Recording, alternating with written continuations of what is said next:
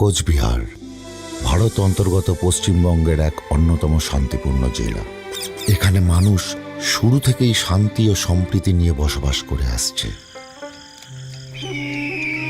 কিন্তু কিছু অশুভ শক্তির কুনজর পড়ে এ শহর হয়ে ওঠে চিল শকুনের মেলা, অপরাধের আতুর ঘর।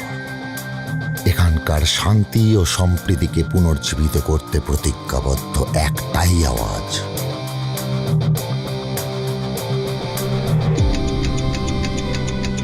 कृष्णाय वासुदेवाय हरे परमात्मने प्रणत क्लेश नाशाय गोविंदाय नमो नमः।